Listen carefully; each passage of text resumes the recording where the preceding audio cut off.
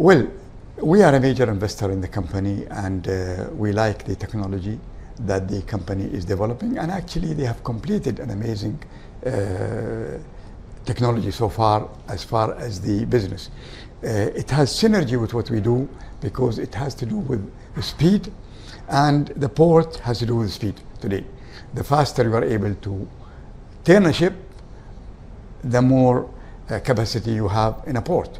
And so some of the technologies we are using as far as cargo handling, which is something became, because of Hyperloop, to deal with it, we have to change something we have. It's not the technology that came from them, but technology was imposed on us if we have to ever be a port connected to Hyperloop.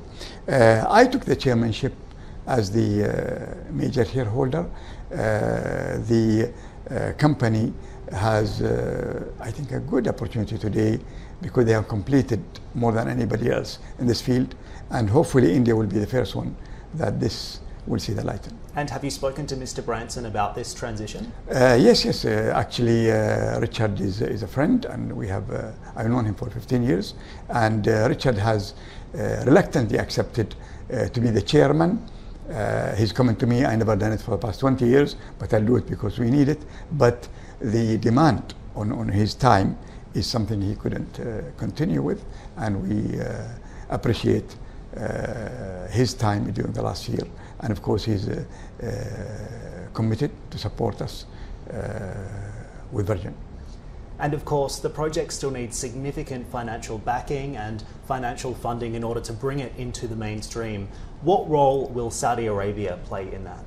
Well, not just Saudi Arabia. This technology is going to be very important to transport people fast, non-invasive. So when the train goes, you don't even hear it. You don't even know that it's there. It's a loop. It's very interesting. So it would work for Saudi Arabia, it would work for the Middle East, it would work for India. In India, for example, today a trip, not a long distance, but a trip because of congestion takes 4 hours, with Hyperloop 25 minutes. So what people gain is time. The technology is very interesting, and could it transform really the way people travel in mass. Are you having conversations with any of your counterparts in Saudi Arabia about a potential investment into Hyperloop? There is a big interest in Hyperloop in Saudi Arabia. We, of course, haven't discussed anything since the investment meeting that we attended.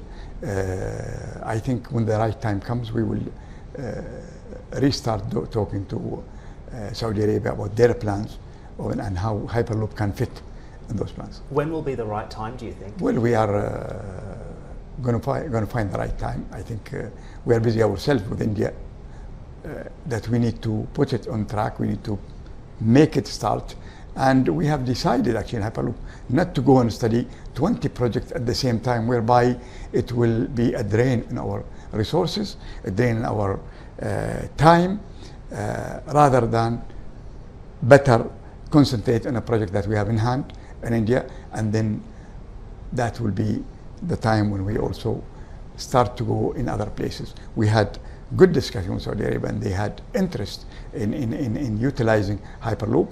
This is something we're going to discuss with them hopefully in the next few months. And how do you see DP World and Hyperloop working together? Do you ever see a day where perhaps Hyperloop could actually become part of DP World?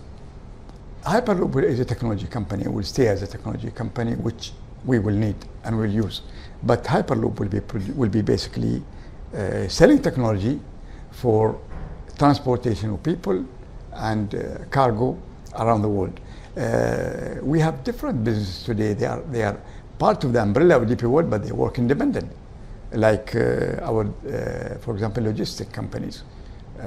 They are working, but they are not part of DP World on day to day. They have a management, and we basically monitor their result, and we interfere to help whenever they need us. This is the way we work in DP World, where we give people the independence to fulfill what they promised, and we monitor and we help when we need. Hey everybody, it's Hadley Gamble from our new CNBC Middle East Bureau in Abu Dhabi. Thanks for stopping by. Now to watch more, you can try one of the videos that just popped up on your screen. And don't forget to subscribe.